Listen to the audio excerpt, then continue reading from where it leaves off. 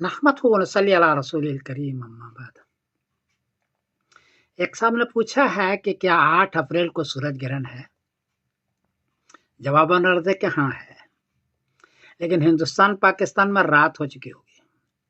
Mexico जो south America है वहां का एक शहर है मेक्सिको, वहां 9 बजे दिन होगा, वहां सूरज ग्रहण नजर आएगा। ये गिरनिच टाइम के एतबार से शुरू होगा 4:38 शाम को, दरमियान में आएगा 6:17 पर और खत्म होगा 7:55 शाम को।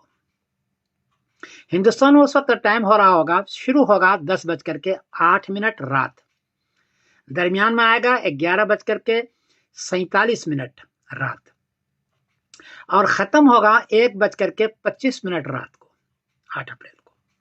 ये हिंदुस्तान में होगा। पाकिस्तान में 9:38 रात, 11:17 पर दरमियान में आएगा और 12:55 रात का, उस वक्त ये खत्म होगा। तो दरमियान में जो आएगा हिंदुस्तान पाकिस्तान के, वो रात के 11:47 पर हिंदुस्तान में और पाकिस्तान में 11:17 पर, क्योंकि लोग सो रहे होंगे तो ये देख नहीं सकेंगे और इन पर सूरज ग्रहण का नमाज भी नहीं है, इसलिए कि देख ही नहीं सकेंगे, ये रात हो चुकी होगी। तो ये सूरत है। ये सूरज ग्रहण टोटल है। एक होता है पार्टियल, एक होता है एनुअल, एक होता है टोटल। पार्टियल में ये होता है कि सूरज ग्रहण का कुछ हिस्सा रोशन होता है और कुछ काला नजर आता है, यानी चांद जमीन के सामने पूरा नहीं आता। एनुअल में ये होता है कि दरमियान में तो काला हो जाता है, चारों तरफ रोशनी रहती है, उसको एनुअल कहते हैं।